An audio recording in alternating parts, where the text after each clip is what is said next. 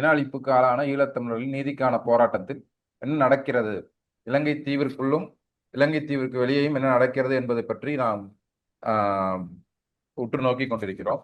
இப்போ கடந்த 2 வாரங்களில் நாம் அங்க செம்மணி புதைக்குழி, யாழ்ப்பாணத்தில் செம்மணி என்ற இடத்தில் அங்கு ஒரு சிந்துபாத்து மயானம் சுடுகாடு இருக்கிறது. அந்த சுடுகாட்டில் மின்மயமாக்குவதற்கான பணிகளை மேற்கொள்ளும் பொழுது எலும்புக்கூடுகள் கிடைத்தன. அது நீதிமன்றத்துக்கு சென்று நீதிமன்றம் அதை தோண்டி பாருங்கள் என்று ஆணையிட்டது. அங்குள்ள தொல்லியல் துறையை சேர்ந்த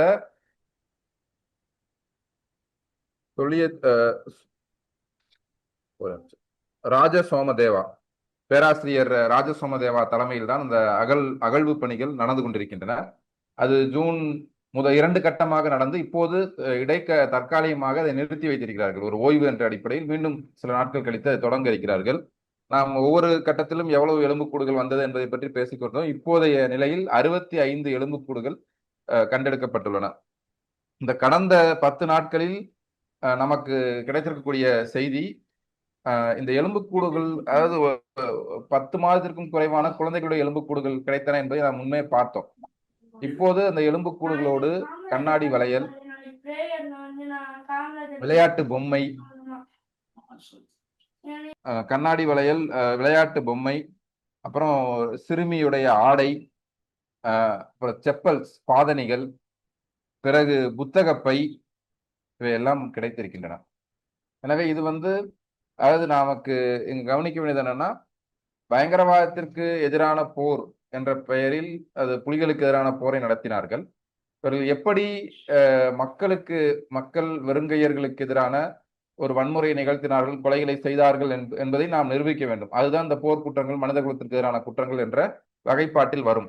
இப்போது 10 மாதத்திற்கும் குறைவான குழந்தைகள், பள்ளிக்கு செல்லக்கூடிய சிறுவர்கள் வைத்திருந்த பொம்மை, காலணி, கண்ணாடி வளையல், இதெல்லாம் வந்திருக்கு. இப்ப இது திட்டவட்டமாக இது நடந்ததுன்னா 1995 காலப்பகுதியில் யாழ்ப்பாணத்திலிருந்து மக்கள் வெளியேற்றம் நடந்தது. பிறகு இந்த கிருஷாந்தி என்ற ஒரு மாணவி, அதாவது கல்லூரி மாணவி, இந்த கல்லூரி மாணவி படையினரால் பிடிக்கப்பட்டு பாலியல் வன்முறைக்கு உள்ளாக்கப்பட்டு கொல்லப்படுகிறார். அவரை தேடி சென்ற அவரது தாய், சகோதரர், தாத்தா மூவரும் காணாமல் ஆக்கப்படுகிறார்கள். இந்த வழக்கில் குற்றம் சாட்டப்பட்டு தண்டிக்கப்பட்ட ஒரு கீழ்நிலை அதிகாரி அவர் ஒரு வாக்குமூலம் கொடுக்கிறார். எங்கள் மேலதிகாரியின் உத்தரவின் பெயரால் நான் 300 400 தமிழர்களை கொன்று புதைப்பதற்கு நான் உதவி செய்தேன் என்று அவர் ஒரு வாக்குமூலத்தை 1999 கொடுக்கிறார். அதைத் தொடர்ந்து செம்மணியில் அகழ்வு பணிகள் நடைபெறுகின்றன. அந்த அகழ்வு பணிகளில் 15 எலும்புக்கூடுகள் கண்டெடுக்கப்படுகின்றன. இதெல்லாம் நம்ம போன முறை பேசும்போதே பேசணும். அதோடு அந்த பணி நிறுத்தப்படுகிறது. சில சான்றுகளுக்காக அதிலிருந்து சில அந்த எலும்பு கூடுகளிலிருந்து சிலவற்றை எடுத்து லண்டனுக்கு அனுப்புகிறார்கள். பிறகு அந்த விசாரணை நடைபெறவில்லை. இந்த வழக்கு இன்னும் அப்படியே இருக்கு. இந்த புதைக்குழியிலிருந்து எடுக்கப்பட்ட எலும்பு கூடுகள் தொடர்பான வழக்கு இப்போது மீண்டும் அது நோண்டப்பட்டு இப்போது எடுக்கக்கூடிய எலும்புக்கூடுகள் இந்த வழக்கையும் முந்தைய வழக்கையும் இணைத்து ஒரே வழக்காக விசாரிக்கலாமா என்பது பற்றியும் பேசிக் கொண்டிருக்கிறார்கள். ஆனால் இன்னும் அது ஒரு முடிவுக்கு வரவில்லை. இப்ப என்னன்னா, இந்த இலங்கையில் கிட்டத்தட்ட 30க்கும் மேற்பட்ட புதைக்குழிகள் வெவ்வேறு காலகட்டங்களில், அது வெறும் போன முறையை பார்த்தோம், வடக்கு, கிழக்கு, மத்திய இலங்கை. இப்ப ஜேவிபி கிளர்ச்சியின் போது காணாமல் ஆக்கப்பட்டவர்கள், இது மாதிரி புதைக்குழிகள் கண்டெடுக்கப்பட்டாலும் வெறும் 40 விழுக்காடு புதைக்குழிகள் தான் ஆய்வுக்கு உட்படுத்தப்பட்டுள்ளன. அதிலும் அது விசாரிக்கப்பட்டு நீதி வழங்கப்பட்டது என்பது எதுவுமே கிடையாது. இப்ப இந்த ஒரு பின்னணியில் தான் இப்போது செம்மணி புதைக்குழி, இந்த புதைக்குழியை ஒட்டி எடுக்கப்படக்கூடிய எலும்புக்கூடுகள், இது ஒரு கார்பன் ஆய்வுக்கு உட்படுத்தப்பட வேண்டும் என்ற பேச்சும் அங்கு எழுகிறது. பிறகு எப்படி இருந்தாலும், அதாவது 2021ஆம் ஆண்டு ஐநாவில் நிறைவேற்றப்பட்ட தீர்மானம் என்பது 46 கீழ் 1 தீர்மானம். அந்த தீர்மானத்தின்படி சான்றுகளை சேகரித்து, பாதுகாத்து, தொகுத்து வைத்து அதை டிஜிட்டல் மயமாக்க வேண்டும் என்று தீர்மானம் நிறைவேற்றப்பட்டிருக்கிறது. இந்த சான்றுகளை, இந்த பணியை செய்வதற்கு நிதி ஒதுக்கப்பட்டு இதற்கான தனி அலுவலகம் ஐநாவினால் அமைக்கப்பட்டு செயல்பட்டு கொண்டிருக்கிறது. ஆனால் அந்த பணியின் பொருட்டு இலங்கைக்கு வருவதற்கு அவங்களுக்கு விசா மறுக்கப்படுகிறது. விசா மறுக்கப்பட்டு மறுக்கப்படக்கூடிய நிலைதான் கடந்த 4 ஆண்டுகளாக இருக்கிறது. இந்த 46 கீழ் 1 தீர்மானம் வந்து இதற்குள் இந்த சான்றுகளை பாதுகாக்க வேண்டும் என்ற கூறு வந்ததிலிருந்து ஸ்ரீலங்கா அரசு கோ ஸ்பான்சர் செய்யறதில்ல. 2015 இருந்து பாத்தீங்கன்னா ரணில் விக்ரமசிங்கே சிறிசேனா அரசு இந்த தீர்மானங்களை தாமே முன்மொழிந்தார்கள். ஆனா பிறகு 40 கீழ் 1 தீர்மானம் கோத்தபய ராஜபக்சே வந்த பொழுது நாங்கள் இதிலிருந்து வெளியேறுகிறோம் என்று சொன்னார்கள். 46 கீழ் 1 தீர்மானம் வந்த பிறகு, அது 2021 வந்த பிறகு, அது ரணில் அரசாங்கமானாலும் சரி, கோத்தபயாக்கு பிறகுதான் ரணில் வருகிறார். ரணில் ஆனாலும் சரி, அனுரகுமார திசாநாயகா ஆனாலும் சரி, அனைவருமே இந்த சான்றுகள் சேகரிப்பதை ஏற்றுக்கொள்ளவில்லை. அவர்கள் ஐநாவுக்கு அனுமதிக்கவில்லை. இப்போது இந்த புதைக்குழியிலிருந்து பெறக்கூடிய எலும்புக்கூடுகள் என்பது இந்த சான்றுகள், அது ஒரு சான்று. இந்த எலும்புக்கூடு என்பது ஏன் இந்த குழந்தைகள் புதைக்கப்பட்டார்கள், இந்த சிறுவர்கள் எப்படி கொல்லப்பட்டார்கள், யாருடைய உடல்கள் இது, எந்த காலகட்டத்தில் இவர்கள் புதைக்கப்பட்டார்கள், இப்ப இது சிங்கள படையினரால் செய்யப்பட்டதா, இதை வந்து விசாரணைக்கு உட்படுத்தி ஆய்வை மேற்கொண்டால் எப்படி ஒரு சிவில் சமூகத்தினர், அதாவது ஒரு ஆர்ம்டு போர்சஸ் இல்லாத, படையினராக இல்லாத, இயக்கத்தை சேர்ந்தவர்களாக இல்லாத பொதுமக்கள் எப்படி கொல்லப்பட்டார்கள் என்ற இந்த உண்மை வந்து வெளிவரும். அப்ப இந்த சான்றுகள் எல்லாமே கூட இப்ப ஐநாவை அவர்கள் அனுமதித்தால் இந்த சான்றுகளை கூட அவர்கள் எடுத்து பாதுகாக்க முடியும். ஆனால் இப்போது இந்த இந்த கோரிக்கையை வைக்க வேண்டும். இப்ப வந்து இவங்க ஐநாவை இந்த சான்றுகளை சேகரிப்பதற்கு அனுமதிக்க வேண்டும் என்ற கோரிக்கையை தமிழ் மக்கள் வைக்க வேண்டும். இப்ப மெல்ல மெல்ல பேச ஆரம்பிச்சிருக்காங்க. காணாமல் ஆக்கப்பட்டோர் உடைய சங்கத்தை சேர்ந்தவர்கள் ஒரு செவி கொடுத்து, ஒரு பேட்டி கொடுத்து, அதில் 2009ஆம் ஆண்டு கையளிக்கப்பட்ட 29 சிறுவர்களின் நிலை என்ன என்று அவர்கள் ஒரு கேள்வி எழுப்பியிருக்கிறார்கள். ஏன்னா சிறுவர்கள் கூட கையளிக்கப்பட்டு திரும்பி வரவில்லை என்பதற்கான ஒரு செய்தி. இந்த கீழடியில் மண்ணுக்குள் முதல் கட்டம், இரண்டாவது கட்டம், மூன்றாவது கட்டம் என்று மண்ணை தோண்டி பார்க்கும் பொழுது தமிழர்களுடைய தொன்மையும் ஒரு நகர நாகரிகமும் தொழில்நுட்ப அறிவும் இதெல்லாம் வெளியில வந்திருக்கு. இப்ப அந்த அறிக்கையை பிஜேபி அரசு வந்து ஏற்றுக்கொள்ள மறுக்கிறார்கள். இப்ப அதற்கு அவர்கள் வந்து அவர்கள் கருத்துக்கு ஒத்துப்போகக்கூடிய ஓய்வு பெற்ற ஒருவரிடமிருந்து அறிக்கை கேட்கிறார்கள். அமர்நாத்திடம் கொடுத்த அறிக்கையை நீங்கள் மீண்டும் எழுதி அனுப்புங்கள் என்று கொடுத்து அவர் வந்து மறுத்து விட்டார். இப்ப இது ஒரு பக்கம் இருக்கு. இன்னொரு பக்கம் செம்மணி புதைக்குழியிலிருந்து தோண்டும் பொழுது கிடைக்கக்கூடிய எலும்புக்கூடுகள் என்பது சமகாலத்தில் வாழக்கூடிய தமிழர்களுடைய ஒரு மெய் நிலைமையை எடுத்து சொல்வதாக இருக்கிறது. எப்படி தமிழ் மக்கள் ஒரு இன அழிப்புக்கும் அழித்தொழிப்புக்கும் ஆளாகி இருக்கிறார்கள் இன்றைய காலகட்டத்தில் என்பதை இந்த புதைக்குழி சொல்கிறது. தமிழ் மக்கள் ஒரு நீதிக்கான போராட்டத்தை இன்றைய உலக ஒழுங்கில், இன்றைய உலக ஒழுங்கு என்பது எவ்வளவு ஒரு ஒரு எவ்வளவு அநீதியான உலக ஒழுங்காக இருக்கிறது என்றால், நம்ம கண் முன்னாடியே 2023 அக்டோபர் 7ஆம் நாளிலிருந்து பாலத்தீனத்தில் இதுவரை இப்ப எப்படி பேசுறாங்கன்னா, இதுவரை மனிதகுலம் கண்டிராத மிகப்பெரிய இன அழிப்பு என்று அதை அதை விளக்குகிறார்கள். அப்ப இவ்வளவு ஒவ்வொரு முறை இன அழிப்பு நடக்கும் பொழுதும் நெவர் அகைன் என்று ஐநா மன்றம் சொல்கிறது. ஆனால் இப்போது கண்முன்னே பாலத்தீனத்திலே அப்படி ஒரு துடைத்தலைப்பு, அதாவது கடந்த மே 27ஆம் தேதியிலிருந்து இந்த காசா ஹியூமானிட்டேரியன் ஃபவுண்டேஷன் சார்பாக, அது வந்து அமெரிக்க இஸ்ரேல் நிறுவனம், அமெரிக்க ஆதரவு பெற்ற நிறுவனம், அந்த ஒரே ஒரு தொண்டு நிறுவனம் மட்டும்தான் அங்க இந்த உதவி பொருட்களை, உணவுப் பொருட்களை கொடுக்குது. இப்ப அந்த தொண்டு நிறுவனம் வடக்கிலிருந்து தெற்கு நோக்கி மக்களை இடம்பெற செய்யும் விதமாக அந்த உணவுக்காக வரிசையில் நிற்கிறார்கள். நிற்கும் பொழுது சுடப்பட்டவர்களே இந்த மே 27ஆம் தேதியிலிருந்து எவ்வளவு பேர், 600க்கும் மேற்பட்டவர் சுடப்பட்டிருக்கார்கள் என்ற செய்தியை ஐநா மன்றம் அறிக்கையாக கொடுத்திருக்கிறது. இவ்வளவுக்கு பிறகும் ரைட் டு டிஃபென்ஸ் என்ற பெயரில் ஒரு இன அழிப்பை, அவ்வளவு தமிழர்களை விட பாலத்தீனர்கள் வந்து ஊடக வலிமை அதிகம். அது வந்து அல் ஜசீரா மூலமாக நித்தம் அந்த எண்ணிக்கையும் செய்திகளும் வந்து கொண்டே இருக்கின்றன. ஆனால் இத்தனைக்கு இடையிலும் அந்த போரை நிறுத்த முடியவில்லை. ஒரு அமெரிக்க ஆதரவுடன் அவர்கள் வந்து துணிந்து செயல்படுகிறார்கள்.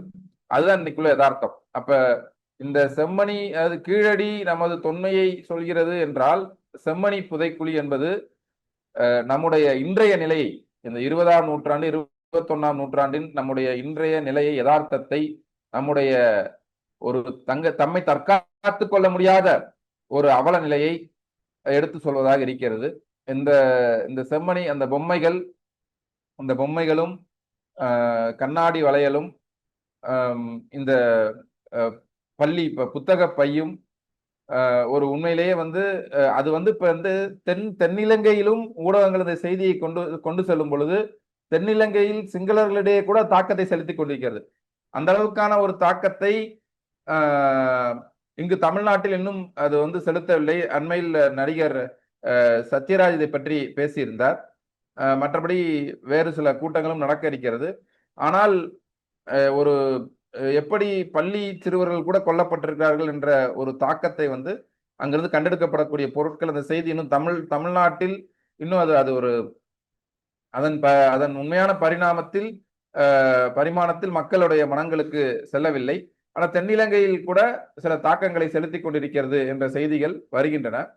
எனவே இது இப்ப எல்லாமே இந்த முதலே சிங்கள நாடாளுமன்ற இலங்கை நாடாளுமன்றத்தில் கொல்லப்பட்டவர்கள் தமிழர்கள் தானா, இந்த எலும்புக்கூடுகள் தமிழருடைய எலும்புக்கூடுகளா, வாய்வழி வந்த செய்திகளை வைத்துக்கொண்டு நீங்கள் வந்து புலனாய்வு செய்ய வேண்டும் என்று சொல்கிறீர்கள், இதற்கெல்லாம் சான்றுகள் என்ன என்று ஒரு அமைச்சர் பேசியிருந்தார். இதுவரை எப்படி நமது இந்திய தலைமை அமைச்சர் மணிப்பூருக்கு சென்று பார்க்கவில்லையோ அதுபோல இதுவரை அனுரகுமாரா திசநாயக்கா இந்த செம்மணி புதைக்குழி இதிலிருந்து கண்டெடுக்கப்படக்கூடிய எலும்புக்கூடுகள் இப்ப வந்து ஐநா மனித உரிமை ஆணையரே கடந்த மாதம் வந்து வோல்கர் டர்க் அவர்களே இந்த செம்மணி புதைக்குழியை பார்வையிட்டு சென்று விட்டார். ஆனால் ஸ்ரீலங்காவின் அதிபர் அனுரகுமார திசநாயக்கா இதை பற்றி இன்னும் அவர் வாய் திறக்கவில்லை. இப்ப இது ஒரு யதார்த்தமாக, அதாவது இதுவும் வந்து எப்படி சிங்கள இனவாதிகள் இதை எப்படி பார்க்கிறார்கள் என்பதற்கு, ஏன்னா இவர் வந்து அவர்கள் கிடையாது, தங்களை ஒரு புனிதர்களாக காட்டிக்கொண்டுதான் அனுரகுமார திசநாயக்கா அதிபர் தேர்தலின் போது தமிழ் மக்களிடையே வாக்குகளை பெற்றவர். ஒரு தமிழ் மக்களின் கிட்டத்தட்ட மனங்களை கவர்ந்த நிலை அதிபர் தேர்தலிலும் நாடாளுமன்ற தேர்தலிலும் அவர்களால் வாக்குகளை பெற முடிந்தது, இடங்களை பெற முடிந்தது. உள்ளாட்சி தேர்தலில் தான் அது கொஞ்சம் வந்து மட்டுப்பட்டது. எனவே தமிழர்களின் வாக்குகளை பெற்ற அனுரகுமார திசநாயக்கா அந்த கட்சி தேசிய மக்கள் சக்தி கட்சி, அவர் வந்து இதுவரைக்கும் இந்த செம்மணி புதைக்குழி கண்டெடுக்கப்படக்கூடிய எலும்புக்கூடுகள் அதன் மீது ஒரு நியாயமான விசாரணையை நடத்தி நீதியை நாங்கள் உறுதி செய்வோம் என்று எந்த ஒரு கருத்தும் அவர் வரை சொல்லவில்லை என்பதும் கூட அனுரகுமாராவுடைய உண்மையான முகத்தை காட்டுவதாக இருக்கிறது. நாம் அடுத்த கிழமையில் பேசும்போது இப்ப இந்த செப்டம்பர் மாத கூட்டத்தொடர், அதை ஒட்டிய தேதிகள், அதை பற்றி நாம் பேச வேண்டும். ஏன்னா அது இப்ப இந்திய அரசு வந்து என்ன நிலைப்பாடு எடுக்க போகிறது, இந்த ஐநா மனித உரிமை மன்றத்தில் இந்த இந்த இந்த மாதிரியான நாடுகளுக்கு இடையிலான முரண்பாடுகள் வரும் பொழுது, இப்ப ரஷ்ய உக்ரைன் போரோ அல்லது இந்த பாலஸ்தீனத்தின் மீதான இன அழிப்பு போரோ, இதில் அடிக்கடி ஐநா மனித உரிமை பேரவையிலும் ஐநாவிலும் தீர்மானங்கள் முன்வைக்கப்பட்டு அதற்காக நாடுகள் ஆதரித்தோ எதிர்த்தோ வாக்களிக்கின்றன. இந்தியா இந்த ஸ்ரீலங்காவுக்கு எதிரான தீர்மானங்களின் போது அதை வாக்களிக்காமல் விலகிக் கொள்ளக்கூடிய ஒரு நடைமுறை தான் இதுவரை கடைபிடித்து வந்திருக்கிறது. எனவே இந்த முறை இந்திய அரசு வாக்களிக்க வேண்டும். வரக்கூடிய ஒரு இந்த புலனாய்வை வலியுறுத்தக்கூடிய, அது வந்து கலப்பு பொறியமைவாக இருந்தாலும் சரி, இந்த சான்றுகளை சேகரிப்பதாக இருந்தாலும் கூட இந்திய அரசு முதலில் இந்த குற்றங்களுக்கு எதிரான ஒரு நிலைப்பாட்டை பன்னாட்டு மன்றத்தில் எடுக்க வேண்டும் என்ற கோரிக்கையை நாம் முன்வைக்க வேண்டும். அதற்கான உரிய அழுத்தத்தை தர வேண்டும்.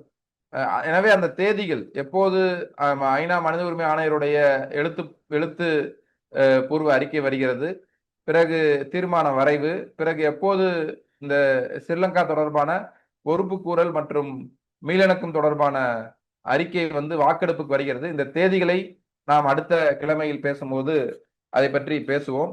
இந்த சுவிட்சர்லாந்தில் இருந்து இந்த பிரான்சில் இருந்து இந்த ஐநா மன்றத்தில் நடக்கக்கூடிய நிகழ்வுகள், அதில் வரக்கூடிய தீர்மானங்கள் எந்த நாடுகள் ஆதரிக்கின்றன என்பது தொடர்பில் ஒரு உலகத்தமிழர் இயக்கம் என்று நடத்தி கொண்டிருக்கக்கூடிய போஸ்கோ, அவர் கடந்த ஜனவரி 16ஆம் தேதி கைது செய்யப்பட்டார். அவர் அந்த ஐநாவை முன்னிட்டு அவர் பணம் திரட்டுகிறார், வெளிநாடுகளில் இருந்து ஆட்களை அழைத்து வந்து பேச வைக்கிறார் என்று அது ஒரு குற்றச்சாட்டு. இன்னும் பல குற்றச்சாட்டின் பெயரால் அவர் தடுத்து வைக்கப்பட்டிருந்தார். இப்போது அவர் 4/7 ஜூலை 4ஆம் தேதி பிணையில் வந்திருக்கிறார். அந்த வழக்கு விவரங்கள், எப்படி தான் ஒரு சூழ்ச்சியில் மாட்டுப்பட்டேன் என்று அவங்க உலகத்தமிழர் இயக்கம் சார்பாக அறிக்கை கொடுத்திருக்கார், போன வாரமே கொடுத்திருக்காங்க. அது இன்னும் கூடுதலான விவரங்கள் போஸ்கோ நேரடியாக வெளிப்படுத்துவதாக சொல்லியிருக்கிறார். அவர் முக்கியமாக அவருடைய பணி பங்களிப்பு என்பது இந்த ஐநாவை சுற்றி நடக்கக்கூடிய விவகாரங்கள், வரக்கூடிய தீர்மானங்கள், அதில் நாடுகளின் ஆதரவை பெறுவது, அதற்கு தமிழர்கள் என்ன செய்ய வேண்டும், மிக முக்கியமாக இப்ப சிங்கள தரப்பிலிருந்து செல்லக்கூடிய சான்றுகள், ஆதாரங்கள், மனித உரிமை மீறல்கள் தொடர்பான அறிக்கைகள் ஒரு பக்கம். ஆனால் தமிழ் தரப்பிலிருந்து அதற்கிணையாக சான்றுகள், அறிக்கைகள், இந்த பன்னாட்டு அரங்கில் முன்வைக்கத்தக்க வகையில் ஆவணங்களை திரட்டி அனுப்புவது, இந்த வேலைகளில் ஒரு சுணக்கம் தொடர்ச்சியாக இருந்து கொண்டிருக்கிறது. ஏன்னா நமக்கு இந்த இன்ஸ்டிடியூஷனல் ஸ்ட்ரென்த், ஒரு நிறுவன வகைப்பட்ட ஒரு பலம் என்பது தமிழரிடம் இல்லாமல் இருக்குது உள்நாட்டில. இப்ப இந்த சான்றுகளை திரட்டுவது, அதை ஆவணப்படுத்தி ஐநாவுக்கு அனுப்பி வைப்பது என்பதில் ஒரு சுணக்கம் இருக்கிறது. இப்ப இந்த சுணக்கத்தை தொடர்ச்சியாக சுட்டிக்காட்டி கொண்டிருப்பவர் தான் போஸ்கோ. தொடக்க முதலே நமக்கு இந்த ஜெனீவா பற்றிய ஒரு அவநம்பிக்கையும் இருந்து கொண்டு இருக்கிறது. அதை எப்படி அந்த ஜெனீவா களத்தை நாம் கையாள்வது என்பதில் கூட தமிழர்களிடையே ஒரு ஒத்த கருத்து இன்னும் வரவில்லை. இப்ப அந்த நிலையில்தான் இப்ப இந்த போஸ்கோவின் கைதும் அவர் மீண்டு வந்திருக்கிறார். அதுவும் கூட ஒரு செய்தியாக நாம் இங்கே பகிர வேண்டியிருக்கிறது. மற்றபடி இந்த வரக்கூடிய செப்டம்பர் மாத கூட்டத்தொடரை ஒட்டி என்ன நடக்கப் போகிறது என்பதை அடுத்த வாரம் பேசுவோம். நன்றி.